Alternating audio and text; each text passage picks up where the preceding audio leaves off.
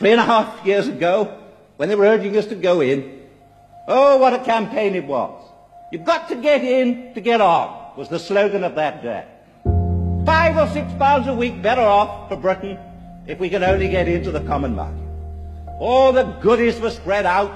Donald Stokes of Leyland buying one-page advertisements saying, all we need is a great domestic market of 250 million and we will sweep Europe.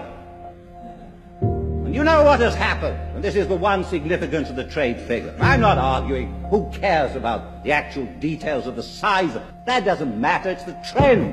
The trend. 3 years ago, 4 years ago, we were almost in balance with the common market countries. What's happened since?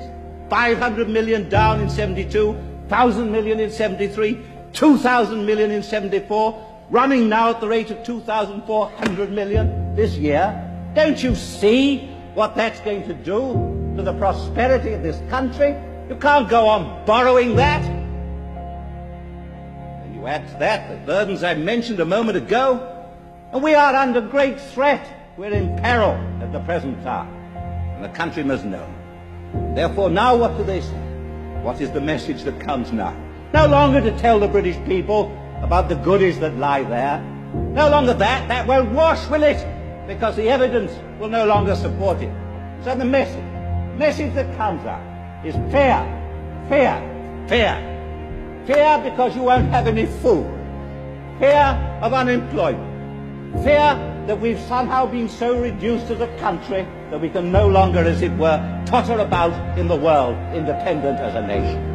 And a constant attrition of our morale, a constant attempt to tell us that what we have, and what we have is not only our own achievement, but what generations of Englishmen have helped us to achieve, is not worth a damn. The kind of laughter that greeted the early references that I made, that what was involved was the transfer of the whole of our democratic system to others.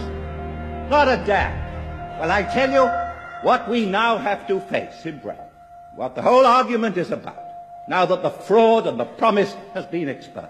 What it's about is basically the morale and the self-confidence of our people. We can shape our future. We are 55 million people. If you look around the world today, I listen to Gough Whitlam and his 14 million Australians, and he trades heavily with Japan. I'm very fond of the Australians. But do you think he's going to enter into a relationship with Japan, which gives Japan the right to make the laws in Australia? Do you think Canada, 22 million of them, and to the south a great and friendly nation? Yes, they are. But do you think Canada is going to allow its laws to be written by the 200 million people in some union in America?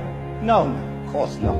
The whole thing is an absurdity. And therefore I urge you to reject it. I urge you to say no to this motion. And I urge the whole British country to say no on Thursday in the referendum.